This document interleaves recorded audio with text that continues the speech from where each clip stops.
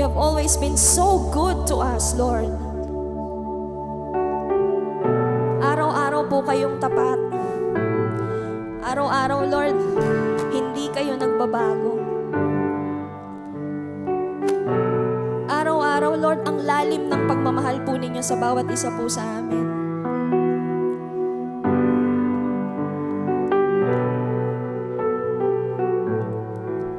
Kahit alam po ninyo ang laman ng aming mga puso, no matter how good nor bad it is, you still say that you choose us. You still say that you love us. You still assure to us that we have a God, a Father, a friend in you.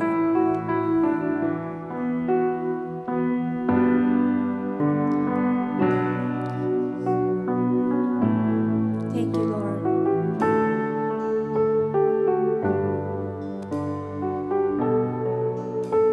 Sige, sambahin po natin ang Diyos. Because this is what the Lord tells to you.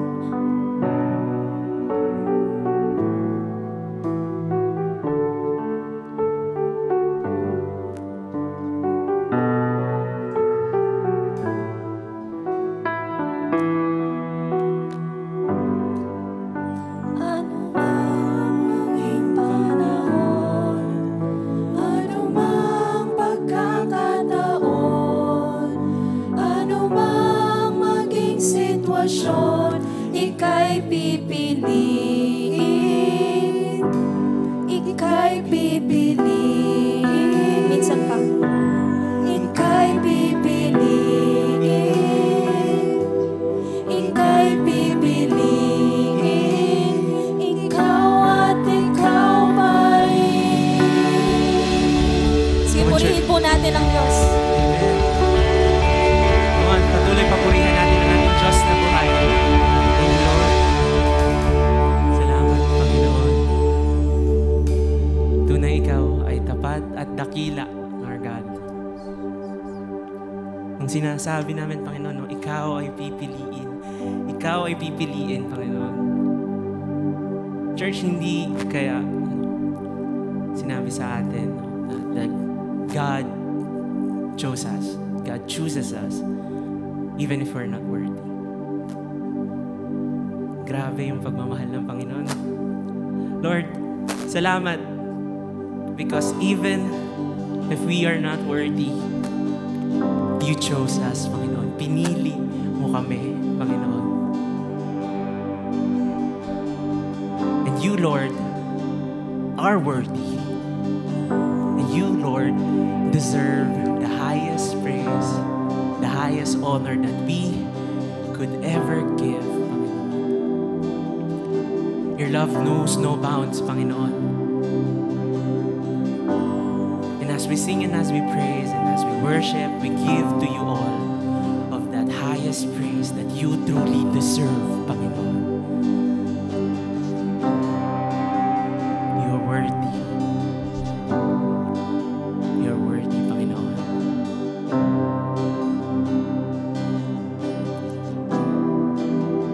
Thank you.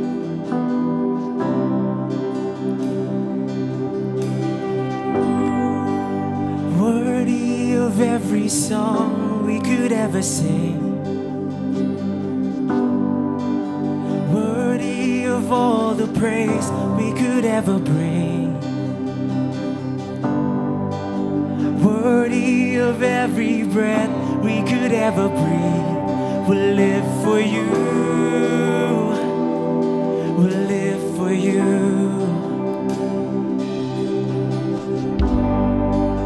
Jesus, the name above every other name. Jesus, the only one who could ever save. Worthy of every breath we could ever breathe. We'll live for you. We'll live for you. We sing. Holy, there is no one like you. There is none beside you. Open up my eyes in wonderment. Show me who you are and fill me with your heart and lead me in your love to those around me. Yes, Lord, you are worthy of every song we could ever sing, worthy of all the praise we could ever bring, worthy of every breath we could ever breathe. We'll live for you, we'll live for you, Jesus. Jesus, the name above every other name. Oh. Jesus, the only one who could ever save. Worthy of every breath we could ever breathe. We'll live for you. We'll live for you. Holy, there is no one like you.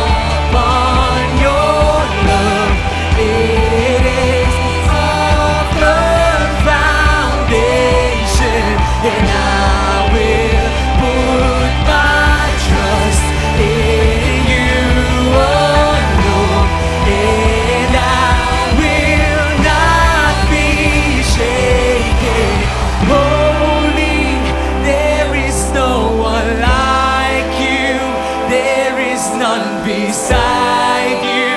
Open up my eyes in wonder. Show me who you are and fill me with your heart and lead me in your love to those around me. Holy, there is no one like you. There is none beside you. Open up my eyes in wonder.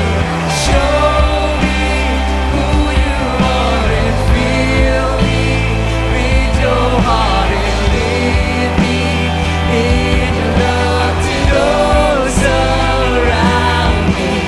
Holy, there is no one like you. There is none beside you. Open up my eyes in wonder. Show me who you are and fill me with your heart and lead me in your love to those around me. And I will build my life upon your love. It is a firm foundation, and I will put my trust in you alone, and I will not be shaken, and I will build my life upon your love.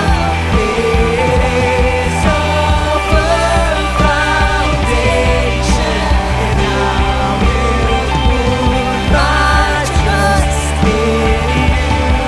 alone, and I will not be shaken, and I will build my life upon your love. It is a firm foundation, and I will put my trust in you alone, and I will not be shaken, and I will. Come on, church, with your voice lifted to God. Declare, God, build my life, Panginoon. Be the center of my life, Lord. And I will put my trust in you. And I will not be shaken. And I will build my life upon your love. It is a firm foundation, and I will put my trust in you alone, and I will not be shaken, and I will build my life upon your love. Firm foundation. And I will put my trust in you alone, and I will not be shaken. Thank you, Lord. Lord, you are the solid rock on which we stand. You are our cornerstone. You are our firm foundation. Buti na lang, Panginoon, you never change. With that, we have the assurance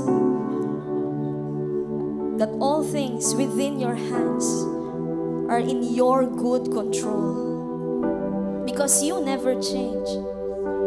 You always love us.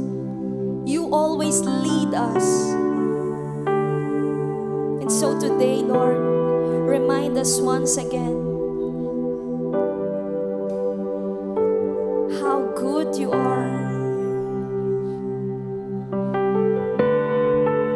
How possible life can be so beautiful with you in your hands. Because you are our firm foundation, Lord.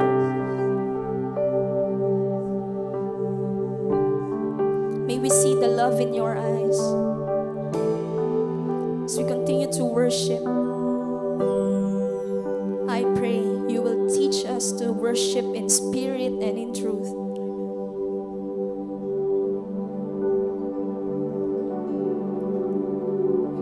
Once again, allow us to see the love in your eyes, how good you are. And may it cause us to praise you even more, to glorify you even more, to long for you even more.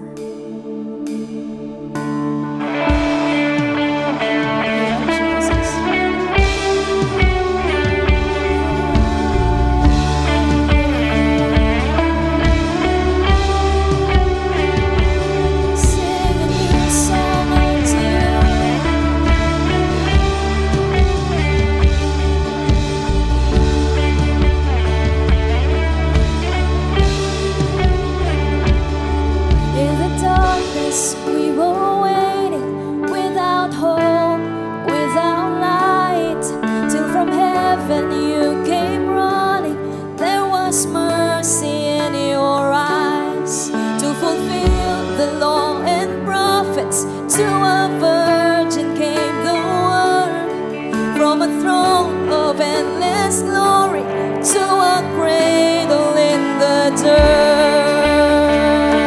We sing praise, come on, lift him up. Sing, we praise the Father, praise the Son, praise the Spirit, three.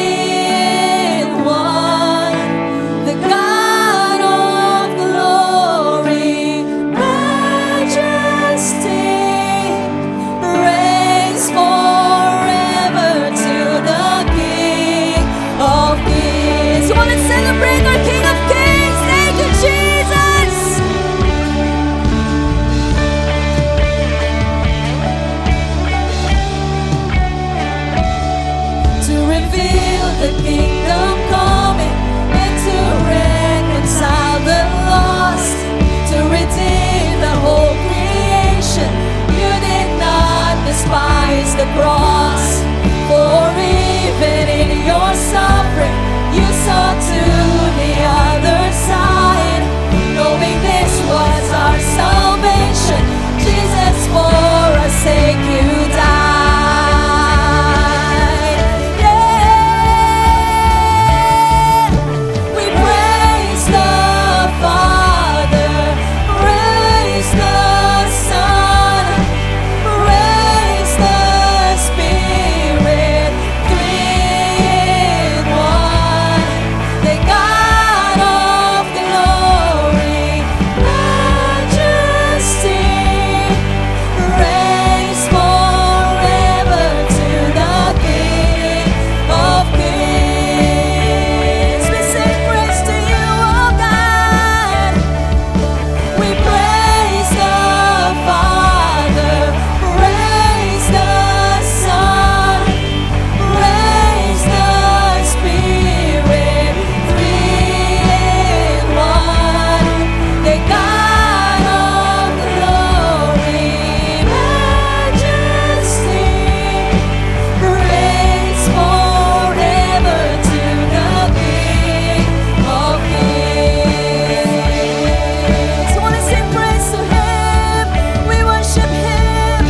Thank you, Jesus.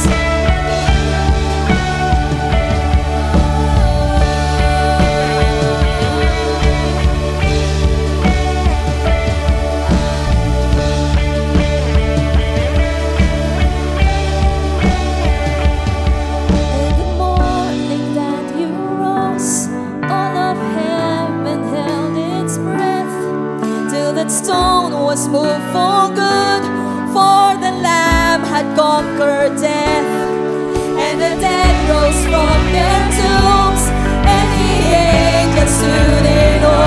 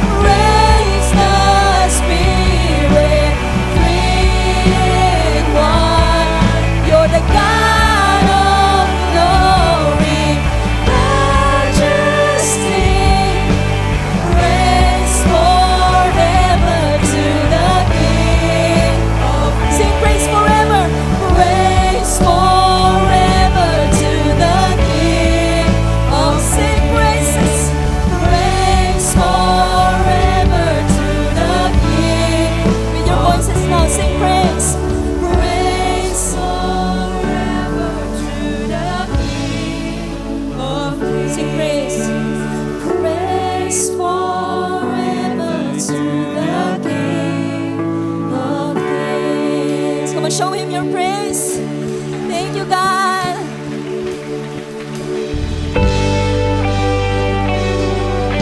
Sing a praise to you. Come on, fill this place with praise and thanksgiving and celebration because our God is alive. He is risen. Thank you, God. We sing to you. We sing only for you. We worship only you. Thank you, Jesus.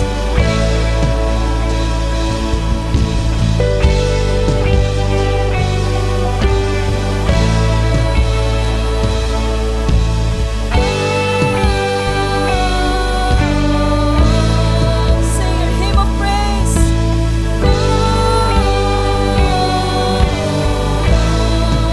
Sing to you, God.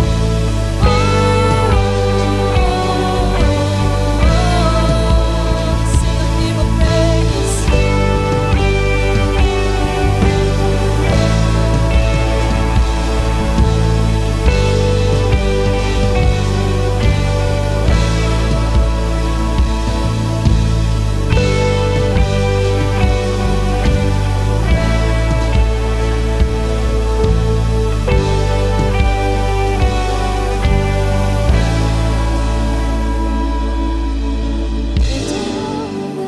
Saints and angels bow before your throne. Sing. And all the elders cast their crowns before the Lamb of God and sing, you are worthy of it all. Lift him up because he's worthy. You are worthy of it all, Jesus. For from you are all things, and to you are all things. You deserve the glory. Come on, if you believe that, you sing he's worthy. You are worthy of it all. Yes, you are. You are worthy of it all, our King Jesus. For from you are all things, and to you are all things. You deserve the glory. We sing worthy, worthy. You are worthy of it all. We say you are worthy of it all. Thank you, God. For from you are all things, and to you are all things. You deserve the glory. Go celebrate.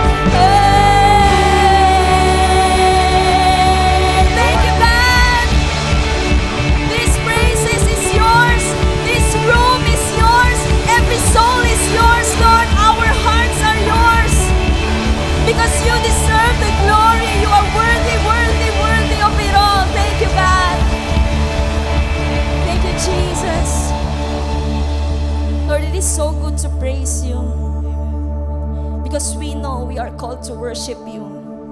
Whenever we do what we are called to do, it's always fulfilling because we know we do not get the glory. You get the glory alone. That's why you are worthy, worthy, worthy of it all. Lord, this morning, we are excited, we are expectant because we know you're going to do something great in us today. Lord, walang lalabas sa lugar na ito nang hindi mo binabago. Ang puso, ang isip. Take us, Lord, we are yours. So as we hear from your word, may you bless your servant, Lord. May the preaching of your word be with power, clarity, and authority. Because you promise in your word that you will bless your word. It is your word that transforms us from the inside out. So open our hearts that we may receive from you, our eyes that we may see, our ears that we may hear. Paglabas po namin, even our mouths that we may speak of your goodness. Because at the end of the day, it is all about you. And we will always choose our life to be all about you. Thank you, God. We give you glory. We give you honor. The highest of praises is yours. In Jesus' name, amen and amen. Thank you, God.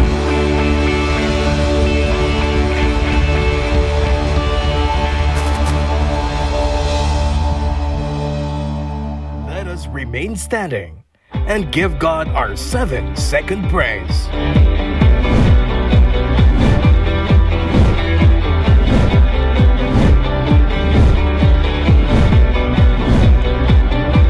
And let us welcome our speaker, Pastor Chris Leona. Sige. Thank you so much. Let's continue praising the Lord. Let's give the Lord a clap offering. The kind that He alone deserves, right? Let's continue to give the Lord a clap offering. Thank you, Lord, for this time, Lord. You deserve all praise, oh God. You alone are worthy, Lord. Receive the highest praise, Lord God. Thank you, Jesus. Thank you, Lord. Thank you, Lord. Pwede ba akong mag-request Isaiah 6:3 lang? Isaiah 6:3. In the Bible, you know, whenever we hear that the Bible mentions a name twice, hindi ba? Very empathic yung diin, hindi ba? God is about to say something very profound or perhaps pwedeng tawagin natin game changer siya, di ba? So pag sinabing Samuel, di ba? Yung tipong gano'n, di ba? Yung pagka sinabing even Jesus, no, nung papasok siya ng Jerusalem, no, nung papasok na siya on top of a donkey, right? Sabi niya, Jerusalem, Jerusalem. Because maraming mangyayari after sabihin twice yung pangalan lalo na. Pero in the Bible, I believe, I could be wrong, pero as far as I know, it's only the Lord na 3 beses tinawag na holy. Right? Kasi walang ibang tataas pa sa kabanalan ng Diyos. Di ba napakagandang privilege na tayo nagtitipon ngayon, sumasamba tayo sa napakabanal na Diyos. Di ba, Lord, who are we? Di ba, who are we that you are mindful of us? Who are we na nandito kami ngayon, Lord? At nagagawa namin magtipon-tipon sambahin ng pangalan mo. So this is a great privilege, mga kapatid, di ba? So let's continue praising the Lord. Let's all bow our heads. Father God, Ikaw lang, Panginoon, ang karapat-dapat. Ikaw lang, Panginoon, ang tanging dapat sambahin, Lord. So Lord, take your rightful place, Lord. Take your rightful place in this place, Lord God. Touch every heart, Lord. Huwag mo hayaan, Lord, na may pusong aalis, Lord, na hindi mo nahipo ng presensya mo. Lord Jesus, take your rightful throne in every heart. Lord, Holy Spirit, kumilos ka, Panginoon. Kumilos ka ng malaya sa lugar na to, Panginoon. Lord, itago mo lang po ako sa likuran ng iyong krus, Lord God. Allow me to decrease so that you may increase, Lord. And in the end, Lord, yung transforming power ng word mo, Lord, yun po ang magbabago ng buhay ng bawat isa. Lord, you alone deserve all praise. You alone deserve the glory. So we give it to you, Lord, because in the first place, it has never been about us, but you alone, Lord. Thank you, Lord. Thank you, Jesus. Thank you, Holy Spirit. We bless your name. This is our prayer in Jesus' name. Amen, amen, amen. Sige po. Tayo po ay umupo. Pero bago ka umupo, pakibati yung katabi. Sabihin mo, I'm glad you're here. Alright. Sige. Glad ka ba talaga? Kayo ba? Slide lang daw, slide lang. Kayo, glad kayo? Dito ako. Woo! Plastic. Kayo, aga-aga, no? Liars go to church. But seriously, ako sobrang excited ako. Teka, magpupunas na po ako. Okay. Sobrang excited po ako when kasi I've been wanting to, of course, to get back. Pero ang nakakapanibago pala, no? Ang layo nyo. Kasi sa Manila, andyan lang yung mga kaharap ko. Uy, ayos ka na. Pwede ka makipag-appear dun sa nasa likod eh. No, ganun siya. Hindi naman po. But, we are blessed, no, sa ginagawa rin ni Lord sa Manila. But we are also excited sa gagawin pa ng Diyos, no? Sa Quezon City. Alright? Sa home church natin. Especially as the year begins, as the coming year begins. So, today we're on the 21st, if I'm not mistaken, right? Grabe, no? Two-thirds na tayo. Right? O three-fourths. Three-fourths na tayo sa series natin, no? So, if you have been joining us since the series started, we are running a series called Catching the Wind. Na hinuhuli po natin, we want to be aware of what the Holy Spirit has done in the early church. Actually, it's a misnomer, no? Parang accurate naman, natawaging Acts of the Apostles, no? Kasi si Peter, si Paul, no, mababasa mo yung the whole 28 chapters, no? Si Peter, si Paul, Barnabas, sila po yung mga naririnig natin. But behind it all, ako naniniwala ko, dalawang central figure is of course Jesus, right? Every time they preach about Jesus, they preach about His resurrection, right? And the moving, what is actually na hinuhuli natin, kung paanong gumagalaw ang banal na spirito throughout the entire book of Acts, right? Throughout the entire book of Acts. No? Kaya, pwede rin nga siya tawaging the Acts of Jesus and the Holy Spirit, di ba? And so now we are on the 21st chapter, and it's already 3/4, no? Ang title po ng message natin today is The Dark Side of Zeal. Okay? Sige na, labas na natin. Di ba? Kasi ang zealousness, maganda namang character siya. Right? Maganda naman yung maging zealous, yung very passionate ka, di ba? Pero pangit din naman minsan siya. Di ba? Huwag ka masyadong zealoso. Okay, tuloy. Come on, di ba? Ay, na-miss ko yun. Inaanap ko talaga sa ako, ibabaksak yun eh.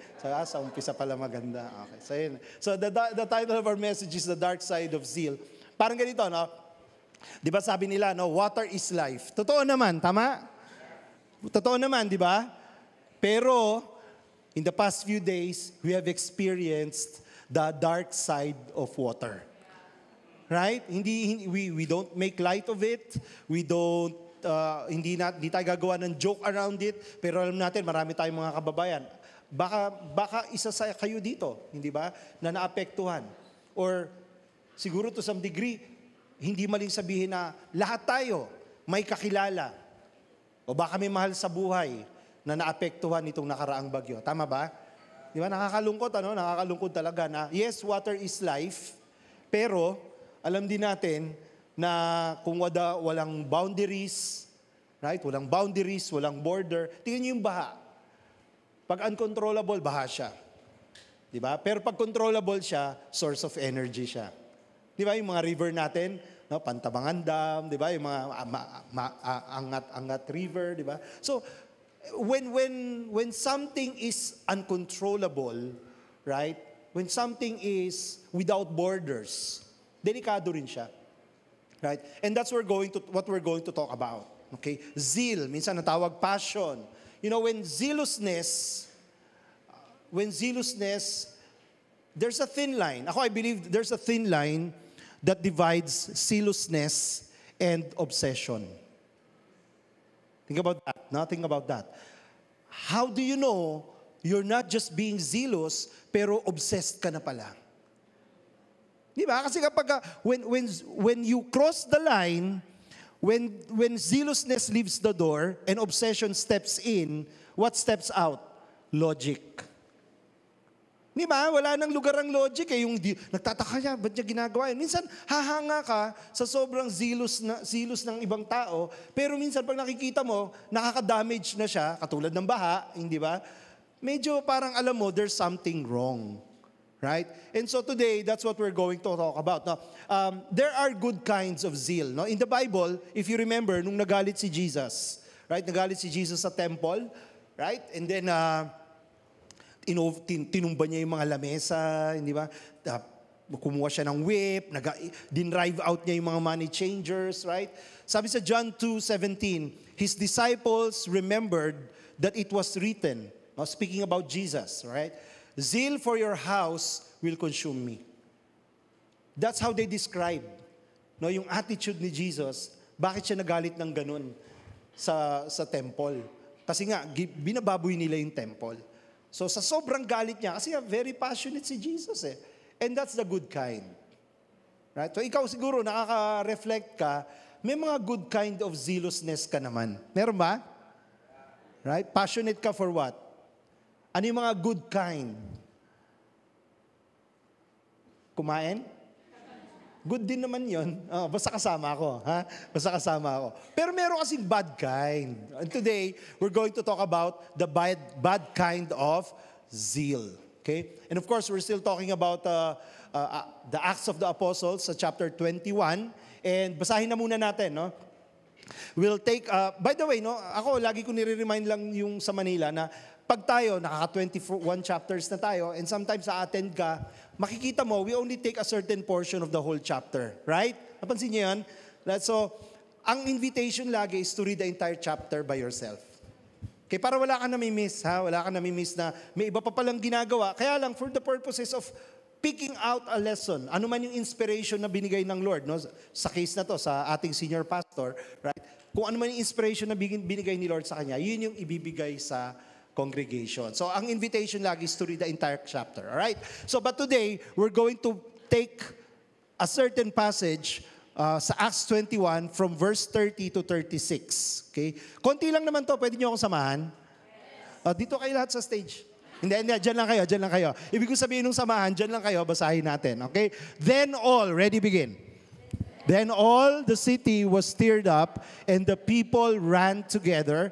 They seized Paul and dragged him out of the temple, and at once the gates were shut. So anong context? Ang context, nangangaral na si Paul. Okay, nangangaral si Paul, and maraming, if you have read yung past chapters, kahit saan siya pumunta, may pasaway, no? May mga sumusunod na pasaway na Jews. Pumunta siya ng Ephesus, pumunta siya ng Thessalonians.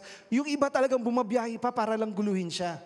Right? And walang problema. And all the more, nasa home court siya. Right? Nandito na siya. So sabi rito, all the city was stirred up. Nagalit. So you can imagine, mob to, mob. Kung nakakita na kayo ng, mga mob natin, flash mob. Hindi yun. Yung bawi, sobrang dami ng tao. Bawi, yung pila sa MRT. Ayan, nakaka-relate na tayo, di ba? Yung kahit hindi ka gumalaw, papasok ka rin naman di ba? Oo, kasi makulit, di ba? Ganun ka lang. Mamaya, nandun ka na sa loob, di ba? Dala-dala ka na nilang lahat. Yung tipong ganung klaseng mob, right?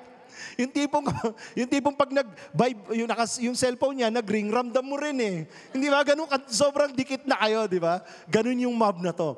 They seized Paul and dragged him out of the temple, and at once the gate were shut. So, yan na. And as they were seeking to what? Ano daw gagawin sa kanya? Kill him. Word came to the tribune of the cohort, or parang general, or parang sergeant, parang leader ng isang platoon, yung tipong ganon. Okay? That all Jerusalem was in confusion. He at once, yung tribune, took soldiers and centurions and ran down to them. And when they saw the tribune, ng mga tao, nung makita nila yung, syempre, a person of authority, di ba? And the soldiers, they stopped beating Paul. So bugbog sarado na po si Paul. Now, dito sa point na to, bugbog sarado na si Paul.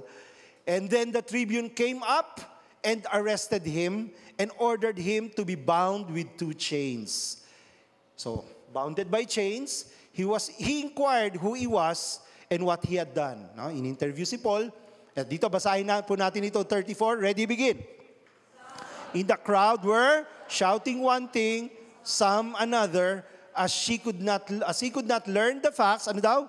Because of the uproar, he ordered him to be brought into the barracks. So, sa sobrang gulo, gusto niya sanang interviewin si Paul. Right there, right then. Okay? Gusto niya sanang kausapin si Paul para malaman ano ba yung kaguluhan, hindi ba? Pero sa sobrang ingay ng crowd, sa sobrang gulo nila, hindi niya marinig. So, wala na siyang magawa kung hindi dali na si Paul, dadali niya sa barracks. No? So, habang dala-dala niya si Paul, he came to the steps. He was actually carried by the soldiers because of the violence of the crowd. Okay? And for the mob of the people followed, crying out, away with him. Actually, yung away with him dito, pwede mong isipin, hindi na nga lang gusto nilang mawala si Paul. Gusto na nga nilang patayin si Paul. So pwede mong isipin na yung away with him, hatulan nyo na yan. No? Sintensyahan nyo na yan. Right? Tapusin nyo na yan. So ganun sila kagalit kay Paul. Right? Now, today, pag-uusapan natin is how to balance zeal and wisdom. Bakit? Kasi kung titignan mo, muntik nang mapahamak si Paul dito because of his zealousness. Right? Ikamamatay niya talaga yung sobra niyang tapang. Meron ba kayong kilalang ganun, sobrang tapang?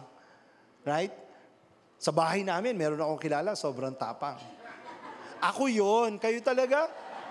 Itong mga tuhan niyo, ako yon. Pag ako talaga nagalit, nagpapaalam muna ako kay mami. Yan, di ba? Pwede na ako magalit, di ba? Ganun. Pero seriously, kasi masama rin yung sobrang tapang. Basahin, pag binasa natin, pinagpatuloy natin yung passage, right? We will see, talagang ikipinahamak na ni Paul yung sobrang niyang tapang. So, unang point natin, ha? Unang point. Let's get down to our first point. The priority of listening to the wise. Again, the priority of listening to the wise. Is it a habit of yours na magtanong at humingi ng payo sa iba? Ayan ha. Immediately, bago pa natin basahin yung passage. No? Or makinig sa sinasabi ng iba. Kasi if you have not done that in the recent past, sino lang ang pinakikinggan mo? Think about that. Kung hindi ka humihingi ng payo sa iba, halimbawa may tanong ka, o may pinagdadaanan ka. O kaya naman, hindi ka nakikinig sa feedback ng iba, ang tanong ko sa'yo, sino lang ang pinakikinggan mo? O, sasagutin mo ako ng masyadong spiritual na sagot. Ano sasagot mo? Si Lord po. O, di ikaw na. Pero tingnan nyo even the best of them, like Paul, even the best of them, katulad ni Paul, they fail. Kaya nga sabi ko, Paul, be careful. You will fall. Di ba? Ganun. Amon, sa Manila, nagsisigawan na sila pag ganun. Iba, no? Iba. Hindi nila abot yung level ko. Anyway. Kasi tingnan mo si Paul, if you read, pag nag-backtrack ka, kaya nga sabi natin, basahin po ninyo yung buong if you backtrack a little sa mga naunang passage, makikita mo, Paul was warned several times. Balikan natin sa verse 4. Having sought the disciples, kausap niya yung mga kapwa niya, mga disciple, mga follower ni Christ. We stayed there for 7 days, and through the Spirit, they were telling Paul not to go. Sino yung nag-warn sa kanya? Mga disciples. Right? Yung mga peers niya. So, importante rin yun no? Minsan we have mentors. Sometimes it's also important we have peer mentors. I call that, sa corporate world, ang tawag ko dyan, you have your leader mentor, you also have your peer mentors. Bakit importante yung peer mentors? Kasi parehas kayo ng pinagdadaanan. Right? So, may value din yung feedback na ibibigay nila kasi nakikita nila yung nakikita mo. Sometimes, ang vain or ang fault ng mga leaders, they don't actually see what's happening on the ground. Right? So, okay, maganda, may wisdom sila, may talino sila para magbigay ng advice sa'yo. Probably, pinagdaanan nila yan, di ba? Or probably, inaral nila yan. Pero iba pa rin yung value nung ang nagbibigay sa'yo ng payo, yung kasama mo sa biyahe. So, pag yung kaibigan mo, nagbigay ng payo sa'yo, huwag mong babalikan sabihin sa'yo, uy, ikaw kasi huwag ka masyadong matapang. Tapos sasabihin mo, sis, who? Di ba? Kasi ang feeling mo, pantay lang naman tayo Pero ang totoo, may value yon, right? Because you are on the same level and probably they're seeing what you're not. So, ito si Paul, kapwa niya disciple, nagpayo sa kanya, teka muna, huwag ka nang pumunta doon. Huwag ka nang pumunta sa Jerusalem. So, that's one. Unang warning. Pangalawang warning niya, sa Acts 21, verses 10 to 14, yung isang prophet na ang pangalan, Agabus. Okay, Agabus. Okay? Pagka hindi ka na late, gusto mo maaga yung bus. Di ba? Ganun yan. Anyway. Hindi nakuha ng iba, masyadong mabilis. Sige.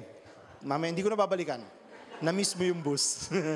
And coming to us, he took Paul's belt. Okay? So si Agabus, he's a prophet, he's a man of God. Pumunta sila sa mga disciples, pinuntahan niya si Paul. Tapos tignan mo yung ginawa niyang parang illustration. No? He took Paul's belt and bound him. Tinali niya si Paul. His own feet and hands and said, thus says the Holy Spirit, ganito raw ang mangyayari sa'yo. This is how the Jews at Jerusalem, pagpunta mo sa Jerusalem, ganito yung mangyayari sa'yo. They will bind the man who owns this belt. So sino yon? Si Paul. Hawak-hawak niya yung belt ni Paul, di ba? They will bind the man who owns this belt and deliver him into the hands of the Gentiles. When we heard this, we and the people there urged him not to go up to Jerusalem. So pinigilan na naman siya. Pinigilan na naman siya, hindi lang ng mga disciples, pati yung mga kasama niya dun sa council, and kasama na rin yung prophet, si Agabus. 2 beses, right? Right before dun sa nakita nating mob scene kanina, twice he was warned by his peers, and in fact, someone else na perhaps pwede natin consider na baka someone of better refute than him. Kasi prophet ito eh. Paul never claimed to be a prophet naman eh, di ba? So twice siya, twice siyang na-warningan. Pero nag-go pa rin siya because if you continue reading sa verse 13, Paul answered, "What are you doing, weeping and breaking my heart?" Wow, parang ang bait ng dating, "For I'm ready not only to be imprisoned, but even to die in Jerusalem." Si Paul ready mamatay. Di ba? Ganun siya kazilos. Kasi nga, when in dying, sabi niya, it's for the name of the Lord. And since he would not be persuaded, we ceased and said, "Let the will of the Lord be done." No? May mga tao kasing gano'n, wawarningan ka, pipigilan ka, pero minsan nagsasawa na rin sila sa'yo. Di ba? Nagsasawa na rin sila. Believe it or not, even God. Di ba? How many times in the Bible do you read, "And God gave them to their sins"? Right? Makulit ka eh. Di sige. Right? How many times have you read, "And God hardened the heart of Pharaoh"? Right? Kasi pasaway ka eh. Binibigyan ka na nga ng chance magbago. Ilang beses nang may nag-advise sa'yo, tigilan mo yan. Ayaw mong makinig. O di sige. O yan. Ngayon tapos pag nagkasakit, pinabayaan ako ni Lord. Lapit ka rito. Hindi. Sorry po. Sa Manila lang pala pwede yan, ha? Ay, sorry po. Gigigil ako pag malabas yung katawang lupa ako pag sorry po. But seriously, how many times has it happened? Ganun tayo ha. Ako ang lagi kong invitation, when you hear a message on the pulpit, ang laging tanong is this for me? Is this word speaking to me? Right? Is this a word for me? And then ang better question is, how will I be different? How will you be different? Paglabas mo rito, how will you be different? Kung narinig mo, ay ako nga yun, ang dami ng tao nag-warning sa akin, ang dami ng tao pinigilan ako, pero nagmatigas pa rin ako, ilang beses na ba ako napahamak? O ngayon, anong magbabago sa'yo? Right? Because otherwise, you are not allowing the power of the word transform you. Right? And ang nakakatakot dito, yun na nga, when God gives you to your sin. Oh, come on, is this a word for someone? Right? If this is speaking to you, dalin mo talaga siya. Kasi tingnan mo, si Paul na yan. Hindi ba? Si Paul na yan, tigas pa rin ang ulo. Right? Actually, I was really struggling with this. Kasi I believe, in some parts of the early chapters of Acts, narinig din ni Paul na pumunta siya ng Jerusalem. How do you create a balance between that? Hindi ba? Baka lang, ito kasi yung pinanghahawakan ni Paul. Ayoko rin namang ilaglag ng gusto si Paul. Di ba? Ayoko namang ilaglag ng gusto si Paul na ang tigas ng ulo ni Paul. Bad talaga ito si Paul. Hindi. Si Paul kaya yan. Right? Pero, habang nagsusulat ng scripture, yung mga nagsulat ng Bible, they are infallible. Walang mali. Bakit? Kasi they were overcame by the Holy Spirit. Pero yung mga desisyon na ganito, palagay ko, tao na yan. Flesh na yan. Tama ba? So, as I was meditating dito sa passages na to, and trying to create some balance dun sa mga nakaraan, kung ako kaya si Paul, anong gagawin ko? How will I take these warnings? Tingnan mo, sabi na nga, sige na nga, hayaan mo na nga siya mamatay. O kaya, hayaan mo na yung will ni Lord sa kanya. Right? Well, part of me was saying, baka itong warning na to is a way for the Lord to prepare Paul sa pagdadaanan niya. Di ba? Alam naman ni Paul talaga, may word siya, na baka yun yung pinangahawakan niya, pupunta siya talaga at babalik siya sa Jerusalem.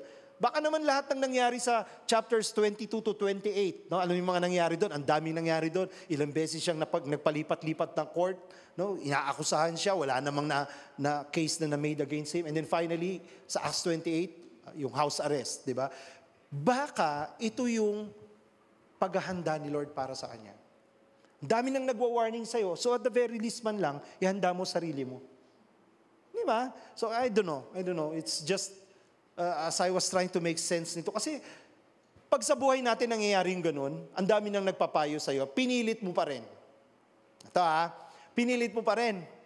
Tapos may nangyari sa'yo hindi maganda. Anong nangyayari sa'yo? Maninisi ka pa. Hindi kasi nila ako pinigilan eh. Ano? Galing mo naman. Pinigilan ko nga eh. Anong gusto mo? Itali ka rin katulad ni Agabus? Hindi ba? But the point kasi ganito mga kapatid, makinig.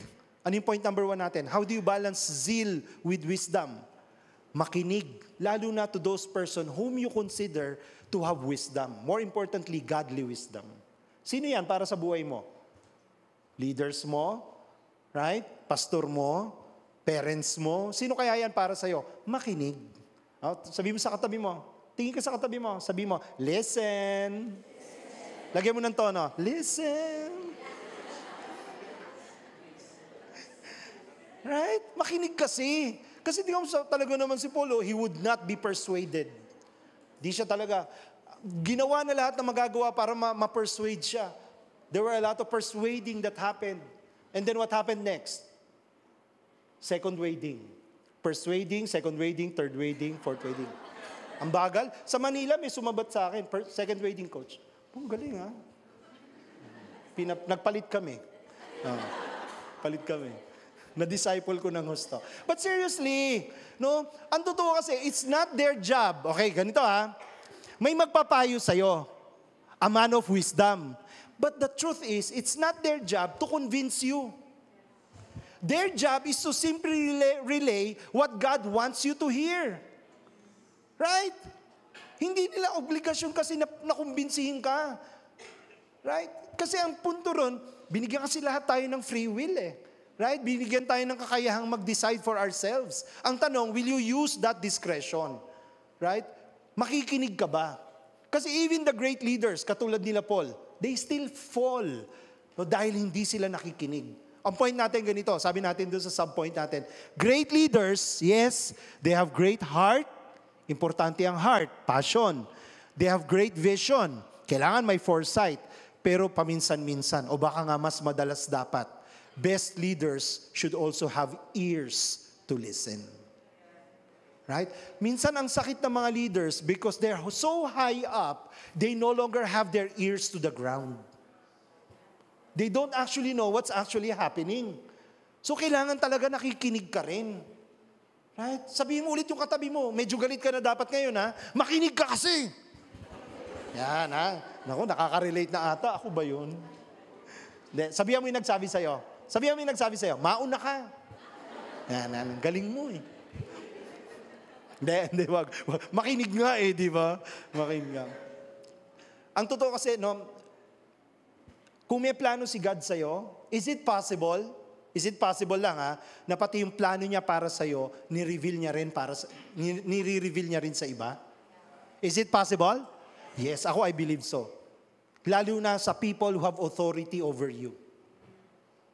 Right? Kasi baka ikaw, pag narinig mo yung plano ng Diyos para sa'yo, hindi ka pa ready. Right? You cannot make sense of it.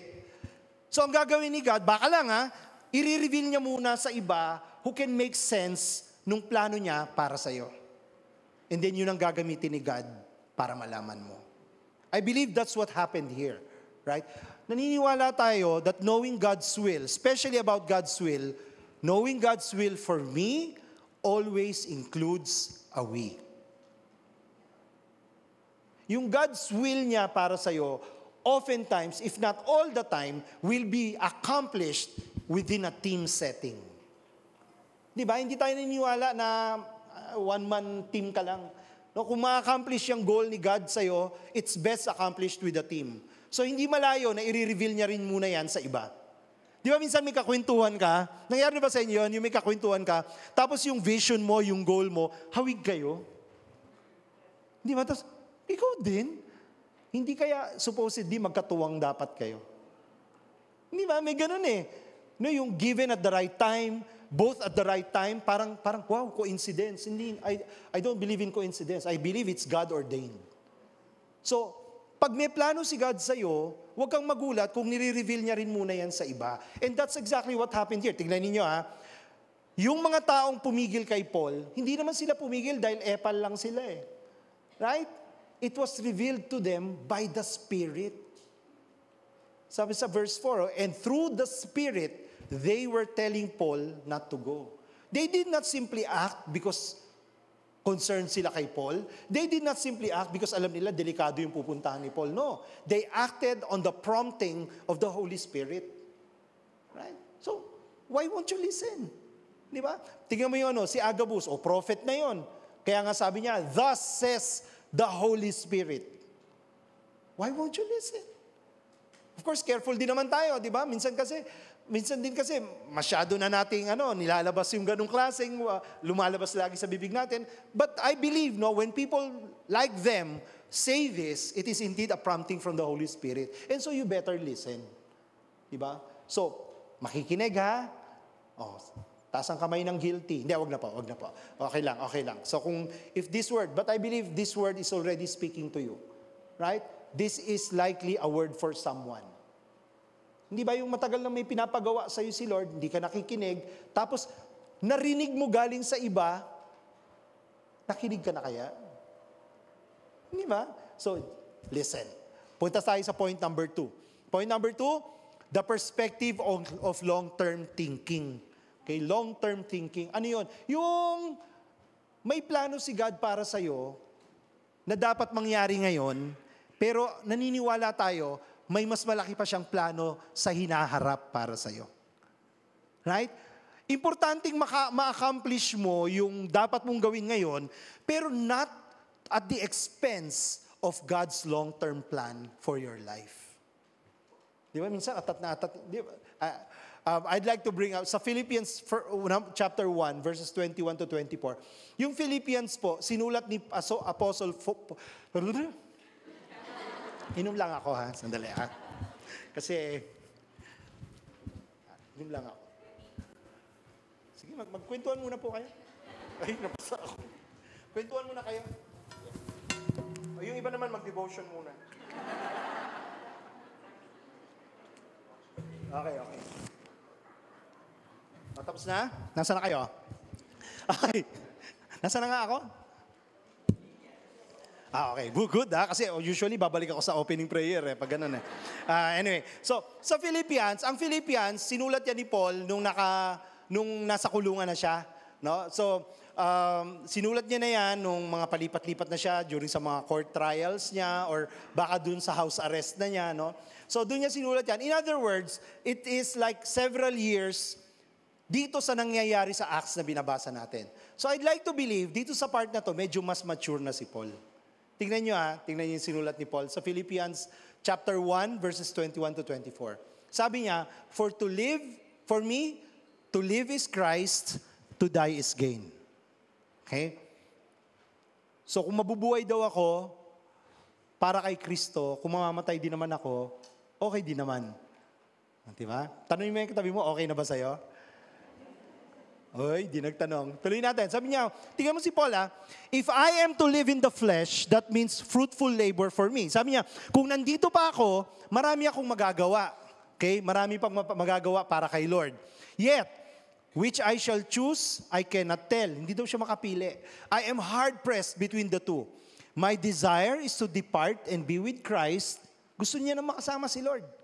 Naniniwala tayo nung sinulat niya to, seryoso na siya talaga kasi he's an old man at this point. Okay? So, seryoso na siya. Gusto niya na makasama si Christ. For that is far better. Malinaw siya, mas maganda raw yun. Pero tingnan niyo yung verse 23. Verse 24. Sabi niya, but to remain in the flesh is more necessary on your account. Well, let's take another.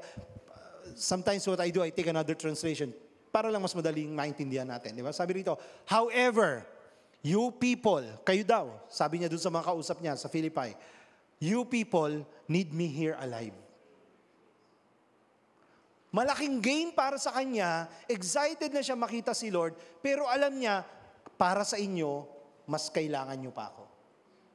Galing ng maturity niya, no? Kaya nga pagdating sa verse 25, sabi niya, I am sure of this, so I know that I will stay here and be with you to help you grow and have joy in your faith. Okay naman yun, di ba? Yung si Paul, sobrang zelo siya, handa na siyang mamatay.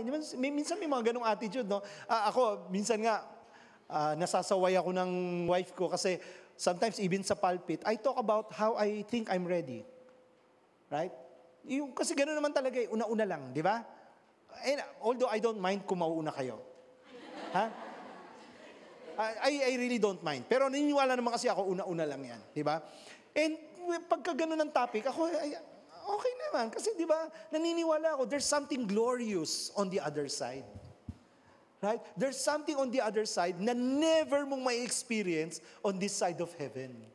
O di ba exciting yun? Heaven is great. Right? Heaven is great. Yung iba parang hindi na. No? Ayaw nyo pa? But heaven is great. Now, if you truly believe that something glorious, something amazing awaits us on the other side, no? Parang si Paul, excited ka rin kung tutuusin eh. Hindi ba? You probably will not fear. Perhaps matatakot ka, no? O yung process. Pero pagkatapos nun, alam mo na yung kasunod eh. Pero, pakisabi na malakas, pero. Maganda sa heaven. Pero katulad ni Paul, marami pa tayong pwedeng gawin dito. Especially yung mga bagay na hindi mo na kayang gawin pag nasa heaven ka na. Kasi may mga bagay na kapag kasama na natin ng Panginoon, hindi mo na kayang gawin. So habang nandito ka, samantalahin mo yung pagkakataon. Just like Paul, alam niya, this is necessary for you. Ano yung mga yon? 3 bagay lang. I think marami pa tayong pwedeng pag-usapan. Pero number 1, evangelism. Right? May pinapagawa sa iyo si Lord. Right? To share the gospel, to bring the good news to people, perhaps sa mga immediate circle mo, o para sa mga tao sa malayong lugar. Hindi mo pa alam, no? Paano kanyang gagamitin. Pero mangyayari lang yun kung nandito ka pa. Kasi sa heaven, wala ka nang i-evangelize doon. Christian na sila lahat doon. Di ba? Christian pa kaya tawag sa kanila doon? But do you get my point? Right? So itong ginagawa natin, this is a privilege na magagawa lang natin habang nandito tayo. Come on. Right? And baka meron sa atin dito, you are taking this too lightly. You don't consider na, naku, baka bukas lang, hindi mo na magawa yan. Right? Imagine that. So, sasamantalahin mo talaga yung pagkakataon na habang nandito ka, Lord, habang may lakas pa ako, Lord, habang may boses pa ako. Di ba? Lord, habang malaya pa yung bansa natin. Do you consider that as a privilege? You go to other countries, bawal magdala ng Bible, bawal mag-speak ng name ni Jesus, right? Bawal mag-meeting ng ganito. Yung yumuko ka lang, titignan ka na, anong ginagawa nun? Yumuyuko ka lang na gano'n. Diba? Kasi nga, hindi gano'n yung privilege nila. So, mga kapatid, yes, we can be zealous about meeting the Lord, but, samantalahin natin habang may oras tayo. Ano pa? Discipleship. Wala ka nang di-disciple sa heaven. Right? Dito, may kakayahan pa tayo to be influenced and to influence others. Na magamit ni Lord sa buhay ng iba. You don't know. Of course, we're not after the rewards, Pero, ganun din kasi, di ba? Salvation is by grace. Pero, yung reward natin sa heaven, it's by works. Na yung ginagawa mo rito stores you treasures in heaven. So, ibig sabihin, pagdating doon, kung ano yung datnan mo, yun na yun. Pero yung pagkakataon mo to store up treasures in heaven, dito mo lang magagawa. One form is discipleship. Another form is giving. Right? Come on. Sa heaven, wala nang tithes. So, dapat dito excited ka mag-tithes. Yung iba biglang nagbasa sa message notes. Come on! Sa heaven, wala nang giving. Right? So dito, may pagkakataon ka pa. I-ready mo na sa January 5. Amen ba, church? Tanungin mo yung katabi mo, naka-ready na ba? O sagutin mo yung nagtanong sa'yo. Sabi mo, paki mo. But seriously, imagine itong tatlong to, mga kapatid, itong mga tatlong to. Evangelism, discipleship, giving. Dito mo lang yan pwedeng gawin sa earth on this side of heaven. At habang ginagawa mo yan dito, it's storing up treasures for you in heaven. Hindi ba? All the more, no? All the more yung pagdating mo sa heaven, hindi natin alam, no? Kung anong klaseng reward yan. No? Sabi nila, crown of jewels daw. Sabi nila, mansions daw. Hindi natin alam eh. Di ba? Pero pagdating mo doon, naghihintay yan. You're not doing this for the reward. Pero God is a very generous God. Right? Na wala kang gagawin dito na walang reward sa kalangitan. Amen ba, church? Kasi nakikita niya lahat ng ginagawa mo. So ito lang ha, bago natin iwan tong point na to, don't be in a hurry to die. Darating at dadating naman tayo ron. Tama? Darating at darating din naman yun. So this is also speaking to me. No? Don't be too hurry to die. Huwag magmadali. Okay? Pero, magkaroon din naman konting urgency. Right? Live like you're dying. Live as if tomorrow is your last day. Kasi kung tomorrow, last day mo na, di ba gagawin mo lahat ngayon? Di ba ikakram mo lahat? Kakram mo lahat ng gagawin mo ngayon? Di ba pag ano nga yung joke? Ayan, meron ka na lang 10. Wow, 10 months. Hindi, 9, 8, 7, 6, 5. Yun na lang pala, seconds na lang pala. But, come on, di ba? Huwag tayong masyadong magmadali. Sobra kang passionate, nagmamadali ka. Balansin mo ng wisdom. Habang may oras ka pa, how are you making use of your time? Paano natin inuubos ang oras natin? Kapapanood ng Culinary Wars. Bago yun. Ako sa mga mahilig magluto. Hindi ko pa naumpisan. Umpisan ko pa lang. Pero isang season pa lang. At ang season hindi tinatapos ng isang upuan. Tamaan kayo. Yung iba kasi pag nanonood, may nabalitaan, grabe, yung meron akong sinusubaybayan, 14 seasons. Ang tagal nun. No? Ilang gabi akong walang tulog kung tatapusin ko. But seriously, how are you making use of your time? Sige nga, ganito lang. Ano lang to, hypothetical to. Hindi ko alam kung mangyayari sa heaven to. Pag sinumo kaya ni Lord yung 24 hours natin, profitable kaya para sa langit? Right? Yung investment ng oras ni God na binigay sa'yo, may return of investment kaya? Habang nandito ka. Diba? Ako parang, kaya nga, di ba na-meet ko na si Lord, 31 years old ako. So 5 years na akong Christian. Ang bagal talaga dito. Ang bagal nila. Sa math, no? Kuha ko na, sa math mabagal. Sige, hindi na ako magjo-joke ng may kinalaman sa math. Ay, nako. But, di ba? So, I realized 31 years ko na sayang. Di ba? And napaka-gracious ni God. Binigyan pa rin niya ako ng ilang taon ng pagkakataon. Tama? Di ba? So, sasayangin ko pa ba? So, I throw that question back to you. Because no matter how young, no matter how old, we will come to face the Lord someday. Now, halimbawa lang tinanong kanya, paano mo ginamit as a steward ng oras na pinahiram ko sa iyo? Ayan lang, I leave that to you, ha? Okay na? Okay na. Tapigin mo yung katabi mo, sabi mo, huwag na mag-guilty. Okay na tayo. Move on na tayo. Hindi kayo galit sa akin. Sige. Punta tayo sa point number 3. Minsan lang ako bumisita dito, nanggugulo pa. Punta tayo sa point number 3. How do you balance yung passion mo, yung zealousness mo? How do you balance it with wisdom? Ganito lang. Consider mo na yung oras na meron ka, it's a privilege of leading people and living for Christ. Kasi yes, no? Pagka puro ka passion, tapos puro gigil, hindi ba? Baka mamaya may maraming bagay sa paligid mo na mismo. Right? Baka marami pang ibang bagay na nilalatag si Lord sa'yo, hindi mo na naharap kasi sometimes yun ang sakit ng mga leaders. Di ba? Madalas natin nasasabi, focus. Pakisabi ng malakas, focus. Pero, when you focus on something, you're missing out on something else. Tama ba yon? And yun ang sakit ng mga taong very zealous.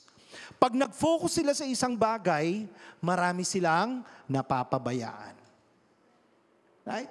Halimbawa, napabayaan mo yung kalusugan mo. Yun, mahaba pa sana plano ni Lord sa'yo. Pero baka ngayon, hindi mo na kaya. So, isipin natin na itong oras na meron tayo, this is actually a privilege. Now, sa point number 3 natin, it's a privilege of leading and living for Christ. Tignan niyo yung nangyari kay Paul, no? I love this ending. Don't miss the drama, ha? Imagine niyo yung nangyari. Hinuli na si Paul, tapos dinala siya sa barracks. Nung inaakyat na siya sa hagdan, sabi niya dun sa tribune, "May I say something to you?" So nagulat yung tribune. No, nagulat. Kunyari kayo yun, nagulat kayo. Paano yung nagulat? Ay, parang naghikab eh. Nagulat. Ulit, nagulat. Yan, ganyan. Bakit siya nagulat? Kasi nag-Greek si Paul. So nagulat siya kasi una, yung phrasing, napaka-civilized, di ba? You would expect someone na hinilulusob na ng mob, di ba? Hinuli ng tribune, hinuli ng mga soldier. Ano kaya sasabihin mo? Babe, sorry na po. Di ba yung mga tipong ganun? Pero siya, sabi niya, "May I say something to you?" Wow, napaka-civilized. So he realized this is someone na medyo iba yung level. Tapos nagulat pa siya, Greek yung language niya. So tingnan niyo yung reaction niya. "Are you not the Egyptian, then who recently stirred up a revolt and led the 4,000 man of assassins out into the wilderness?" Apparently, sabi ng mga historians, no, merong pagkakataon na nangyari before this, merong isang Egyptian, he led 4,000 men, pumunta sila sa Mount of Olives, they wanted to conquer the court or the temple. So napigilan ng mga centurions sa mga Roman soldiers yon. So nung nakita nila yung nagkakagulo, yun ang tumakbo sa isip nung centurion. Kaya nung sinabi niyang, "May I speak to you?" nagulat siya kasi akala niya ito yung Egyptian na leader. So sabi niya, "Are you not the Egyptian?" So sinagot siya ni Paul, "I am a Jew from Tarsus in Cilicia." So binild up ni Paul yung sarili niya, "A citizen of no obscure city." Ibig sabihin, maganda yung pinanggalingan kong lugar. "I beg you, permit me to speak to the people." Guys, imagine what's happening. Nandun na siya sa hagdan, paakyat na sila, bit-bit na siya ng mga soldier. Tapos, anong ginawa niya? Sinamantala niya yung pagkakataon kung pwede siyang mag-witness. Sinamantala niya yung pagkakataon kung pwede siyang mag-evangelize. Ang bangis ni Paul, no? Right? Kung ikaw isipin mo, sige na, kulong nyo na ako. Bakit? Mas safe ako sa kulungan eh. Right? Magiging mas safe ako sa kulungan kaharap to, kaysa hinahabol ako nitong mga mob na to. Pero siya hindi, nagpaalam siya. And when he had given him permission, pinayagan siya ng tribune. Paul, standing on the steps. Imagine, nakatayo siya, para siyang may sariling pulpit. Tapos merong angry crowd na humahabol sa kanya. Kung gaano man sila karami, hindi natin alam. Napakarami. And then, sinamantala niya yung pagkakataon, nangaral siya. Sabi niya, motioned with his hand to the people. And when there was a great hush, na nahimik sila lahat, he addressed them in the Hebrew language. Greek siya, pero nagsalita siya in Hebrew. Why? Kasi yun yung language nila, di ba? Saying, wala na pong kasunod. Kasi ang susunod niya, yan ang ending ng chapter 21. Ang galing ano? Parang Batang Quiapo, no? 'Di ba? Nung mag-aaway na si Lena tsaka si mga nakasbaybay, 'di ba? 'Di ba? Nung pinapalayas na ni Marites, 'di ba? Si Lena. Tapos susunod. Kasi ang susunod dito chapter 22 na. So kaya nga sabi ni tatay, malamang talaga hindi inspired yung chapter tsaka verses no? Kasi ba't mo naman bibitinin yung tao ng ganito? Right? Pero doon lang muna tayo ha. We leave it at that. Pero I hope you did not miss what's happening. Paul took what was a very difficult situation and he turned it over into an opportunity. Right? Sometimes may ganun tayo, no? Sige, kailan? Naku, hintayin mo. Kung ako si Paul, hintayin ko na lang na magkaroon ng ideal situation to spread the gospel. But this could be the ideal situation. No, meron siyang pulpit, ang ganda ng lugar niya, raised, daming tao, hindi ba? Point nga natin, ganito, we don't always wait for opportunities. Minsan, no, nauhuli natin yung sarili natin, wala tayong ginagawa. Tapos ang excuse natin, teka, naghihintay lang ako ng timing. No. Anong lesson dito? You create them. Baka hindi natin alam, God placed you there, exactly at that moment, because God wants you to see that opportunity that many may not see. Baka kaya ka nandyan sa trabaho mo. para magawa, habang may oras pa, magawa mo yung dapat mong gawin. Baka kaya ka nandyan sa eskwelahan mo. Baka kaya ka na-elect sa position na yan. Right? Anong ginagawa mo? That's an opportunity. Hindi ba? Baka kaya ka leader ng grupong yan. Baka may asosasyon kayo, very influential ka sa kanila. Baka pinakikinggan ka ng mga decision makers. Right? Baka kaya ka, ang daming opportunity na sometimes disguised even as a trial. Ang hindi natin nakita, opportunity pala yun na nilatag ni Lord para sa'yo. Nandyan ka na rin lang, anong ginagawa mo? Sige nga, tanungin natin sa sarili natin yan. Andito na rin lang ako, anong ginagawa ko? Right? Baka habang nagmumukmuk tayo sa trials natin, habang nagmumukmuk tayo sa pinagdadaanan natin, meron na palang opportunity right at that very moment. Anong hinihintay? You create them. You seize them. You capture that moment para magamit ka ng Panginoon right at that very instance. Tingnan mo, yung trial mo, naging triumph para sa Panginoon. Right? Kasi kung tatanungin mo ganito, nung naaresto si Paul, nandun na siya. Sinong naka-aresto kanino? Who arrested who? Because the mob thought they had Paul arrested. Pero sa marketing, ang tawag dyan, captured market. Tama ba ako? Sa mga nag-aaral ng marketing, captured market. No, niche marketing. Meron kang specific na taong kakausapin. Kasi as far as Paul is concerned, meron siyang captive audience. Di ba? So sinamantala ni Paul yun. Wala tong kawala. Yari sila. Bakit? Paul, Coach, hindi ba galit nga yung mga taong yun? Teka muna. Ang trabaho ni Paul, spread the message. Ang trabahong mag-convert sa Holy Spirit. Don't wait till the situation is ideal. Kasi hindi mo naman trabahong baguhin yung kausap mo. Ang trabaho mo is share ang gospel. Right? Hindi pagka malamig na ulo niya. Teka lang. Di ba? Nakulong ka na rin lang di mag-preach ka na. Masasampal ako ng mami ko niya. Nasampal ka na rin lang. Di sharean mo na. Di ba? Inaway ako ng mga friends ko. Inaway ka na rin lang Di share mo na. Ano pang ikakagalit nila sa'yo? Galit na nga sila. Making sense? Come on. Di ba? Baka mamaya, nandun ka talaga sa dire situation na yan.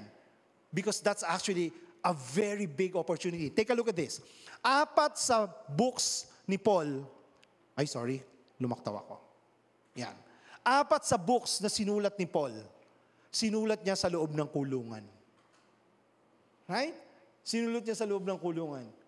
No, yung mga taong nai-inspire nung ganung klaseng sitwasyon, di ba? May mga alam tayong kwento, nung nakulong, nakapag-aral, nakapagtapos. Right? Nung nakulong, doon naging pastor. Kasi nakikita nila may ginagawa si Lord sa kalagitnaan nila. Kaya nga, ang sabi natin, nandito na ba ako? Ayan. Ang sabi natin, don't waste your trials. Huwag mong sayangin yung pinagdadaanan mo. Yung pinagdadaanan mo, pwedeng that actually is the opportunity God has ordained para magamit ka niya. Biro mo si Paul, nung nakakulong na siya, every time nakakulong siya, he saw it as an opportunity to write the gospel. In fact, di ko alam kung Ephesians or Philippians ba, sa dulo, ang sabi niya, nung nagpapaalam na siya, even daw si Caesar, yung household ni Caesar, kung saan siya nakakulong, okay, yung household ni Caesar, ay na-share niya na ng gospel. Ano ibig sabihin nun? Habang nakakulong siya, wala siyang sinasayang na oras. Tingnan nyo, pag binalikan nyo yung armor of God, you know what armor of God is? It's that passage in Ephesians, right? Yan. Ephesians 6:10, 18. Therefore, take up the whole armor of God. That way you may be able to withstand in the evil day. And having done all, to stand firm. Tapos sinabi niya, breastplate of righteousness, belt of truth, di ba? Shoes of the gospel, shield of faith. Saan niya kaya nakita yun? Hindi kaya ganyan ang itsura? Nagsusulat siya ng letter to the Ephesians, come on, panghawakan mo yung righteousness mo, parang, yan. Tibayan mo yung faith mo, parang, yan. Di ba? Pasalamat ka sa salvation mo, parang, nakita niya yung helmet. Oh, tama, yan, helmet of salvation. Kita mo, Pati yung Roman soldier na nagbabantay sa kanya, naging illustration niya. Come on. Di ba? Come on.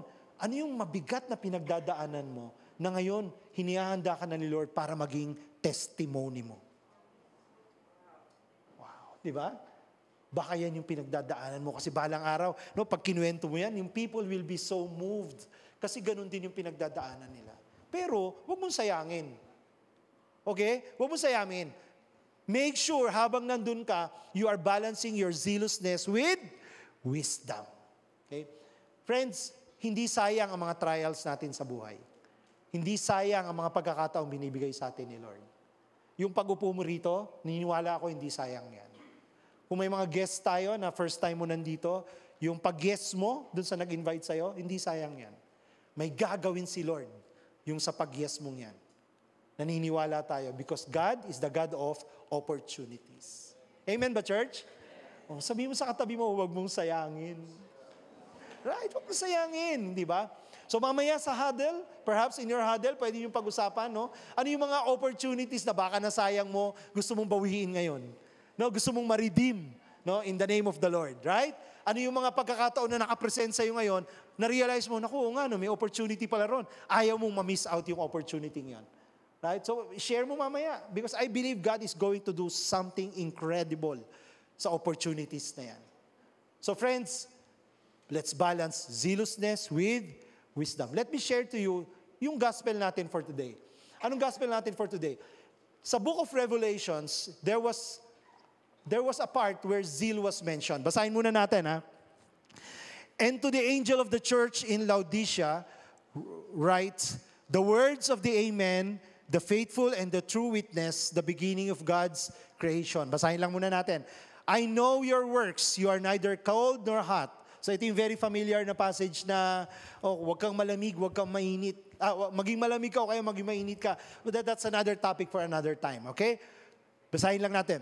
So because you are lukewarm and neither hot nor cold, I will spit you out of my mouth.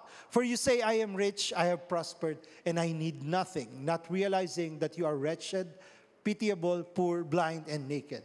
Darating tayo sa zeal. Sandali lang. Be patient. Okay? I counsel you to buy from me gold refined by fire, so that you may be rich, and white garments, so you may clothe yourself, and the shame of your nakedness may not be seen. And salve to anoint your eyes, so that you may see. Let's read this all together. Those whom I love, I reprove and discipline. So be zealous and repent. Okay, so what's the point? Tatlong bagay. Number one, it's quite interesting, pinagdikit ni Lord yung zealousness and repentance. Think about that. Are they even synonymous? Right? I don't think there's even a point to be made dun sa contrast. No, sometimes you hear mga pastors, pag nagpipreach, gagamit sila ng contrast, di ba? Para mas ma-illustrate, no, yung point nila.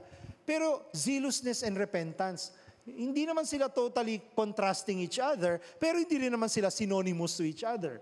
Pero what is the Lord telling us here?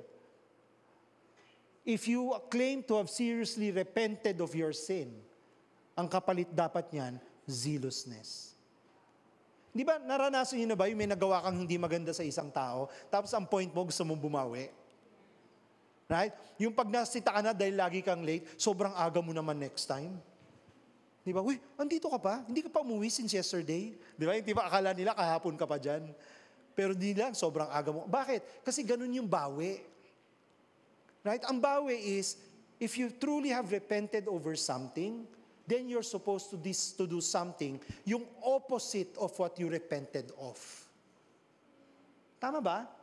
Kasi hindi pwede, ako gusto kong sabihin, hindi pwede na nagsisi ka, tapos hindi ka magbabago. Right? Para saan ang pagsisisi kung walang pagbabago? And yung pagbabagong yon, oftentimes comes in the form of zealousness. Do you agree? Think about that. When Jesus died on the cross, you received Jesus as your Lord and Savior, you said you repented of your sins. Kaya naniniwala tayo, magbabago ka talaga. Not by your own works. Not by your own works. But perhaps, by your own decision man lang. Di ba? Kasi kasama dun sa decision mo to accept Christ, yung repentance mo, may pagbabagong gagawin ng Panginoon sa'yo. But be a willing partner. And oftentimes, no, talagang gano'n, no? Di ba kaya minsan gigil na gigil yung mga bagong Christian, di ba? Why? Kasi very zealous. So gano'n ha, kung tayo totoong nagrepent, may zealousness na nakikita. Doon nakikita yung totoong pagbabago. Amen ba, church?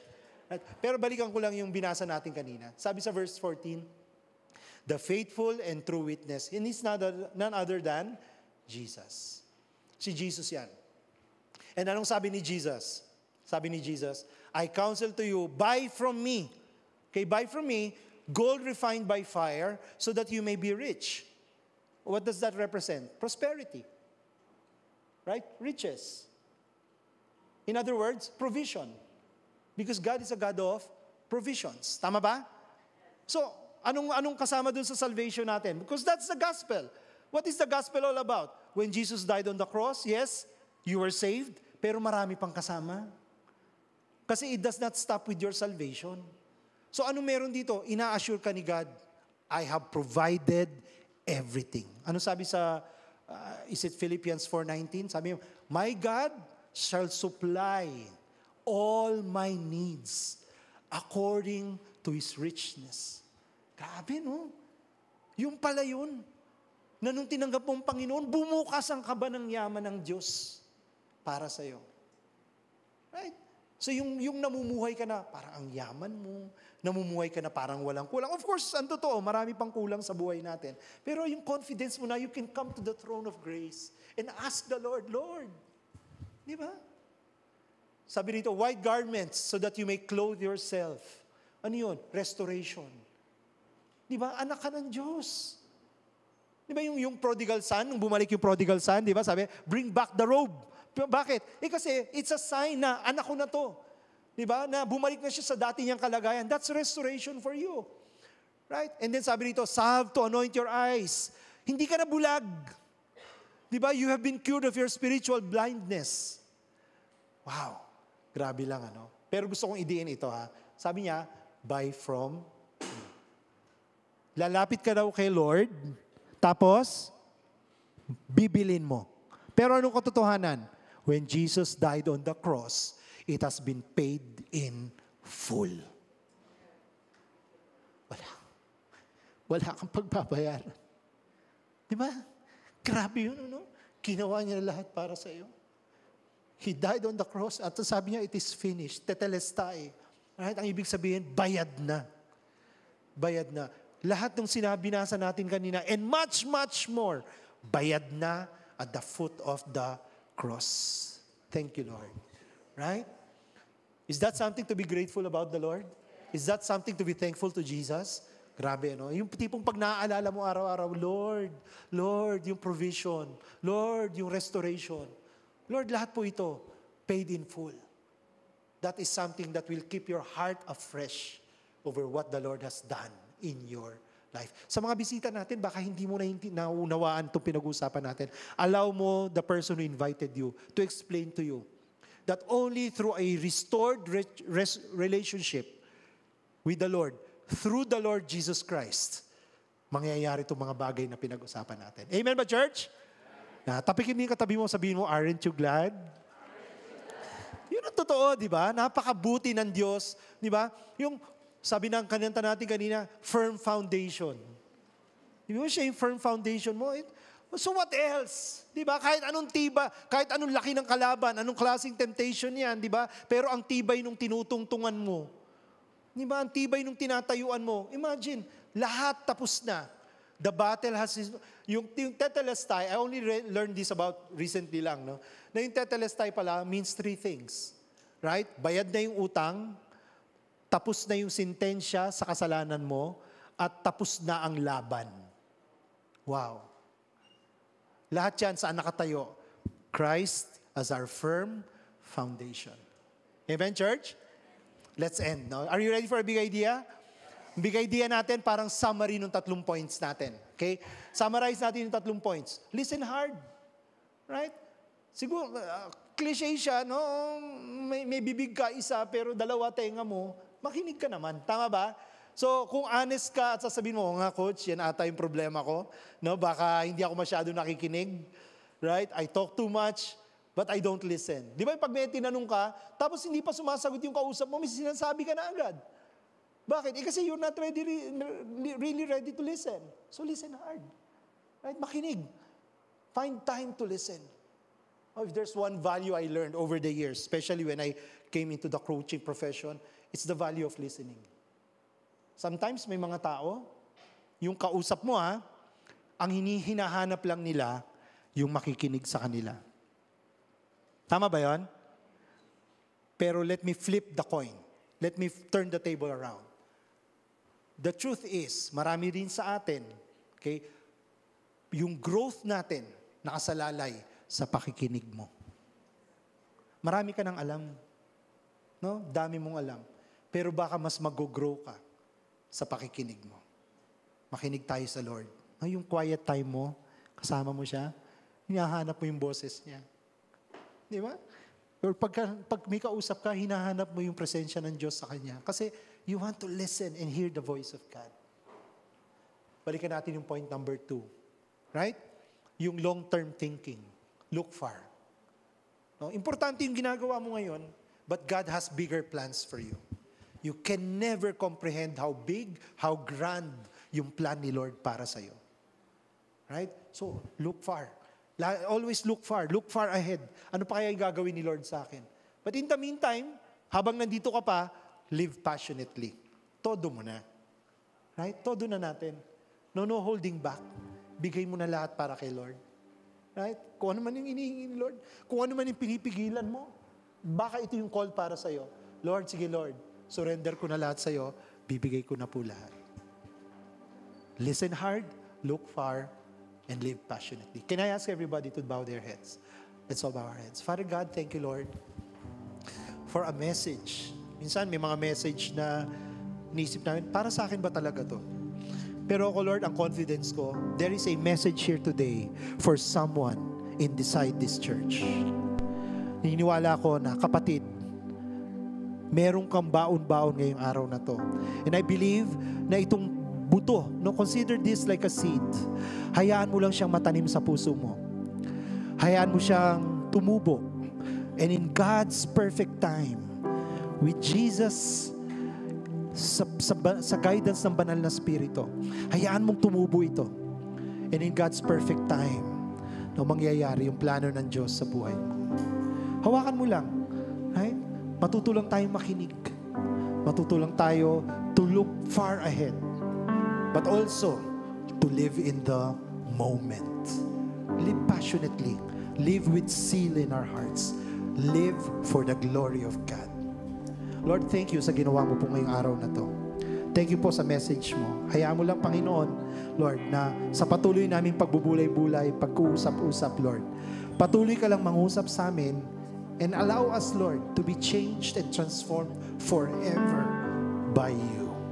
With Christ in the front and center, with Christ as our firm foundation.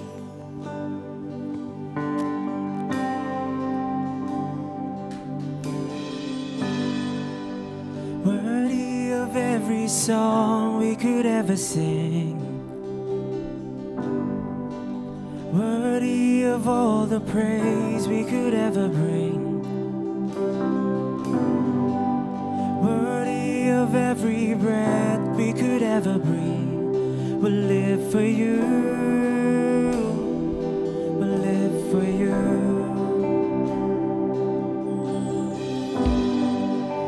Jesus, the name above every other name. Jesus, the only one who could ever save. Worthy of every breath we could ever breathe. We'll live for you. We'll live for you.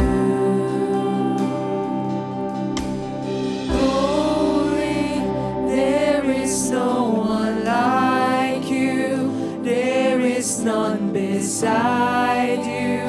Open up my eyes in wonder and show me who you are and fill me with your heart and lead me in your love to those around me.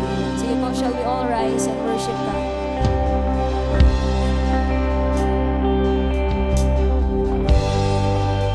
Worthy of every song we could ever sing, worthy of all the praise we could ever bring,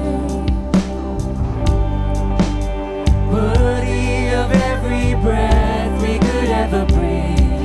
We live for you, we live for you.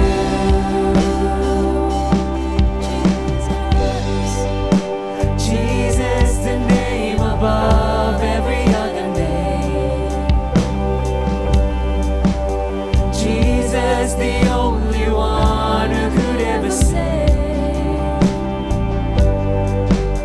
Worthy of every breath we could ever breathe. We live for you. We live for you. Holy, there is no one like you. There is none beside you. Oh,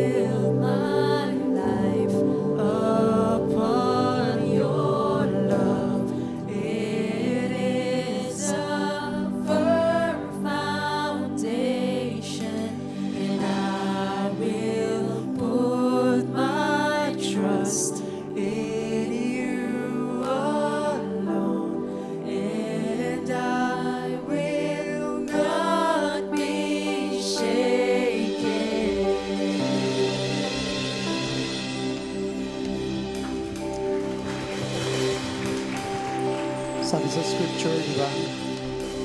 If God is for us, who can be against us? Di ba? With Christ as our firm foundation, who can stand against us? So Lord, thank you, God. Thank you, Lord, for the very assuring message. Despite the fact na itong nakalaang linggo has been very challenging to many of us, and parang nagbabadya ulit in the coming weeks. But we can always look up with hope, because we know, Lord God, we will not be shaken. We have a firm foundation, and that is you, Lord Jesus. Kapatid, panghawakan mo yung pangako ng Diyos sa'yo. Panghawakan mo kung ano man yung salitang nangusap sa'yo ngayong araw na to. And baunin mo ito sa darating na mga linggo. Can we hold out our hands in a gesture of receiving? May the love of the Lord, the grace of our Lord Jesus Christ, and the sweet fellowship and communion with the Holy Spirit be upon you all, in your coming, in your going, now and forevermore. Ang Panginoon naman natin ating pagpalain. Panginoon, salamat po. Purihin ka, O Diyos. Sa iyo lang ang pinakamataas na papuri. Sa lahat ng ginawa mo ngayong araw na to, sa iyo lang, Panginoon, ang pinakamataas na papuri at pasasalamat, because you alone deserve it. So Lord, we give you the glory, honor, and praise. This is our prayer in Jesus' name. Amen and amen. Next week, Pastora DG will be coming back, and she will continue with our chapter 22, part 22, entitled Paul in His Own Words. Thank you very much, Quezon City. God bless you all. Grab a partner, turn to the person beside you, and i-bless mo yung kasama mo. Sabihin mo, congratulations, because success begins on Sunday. God bless you.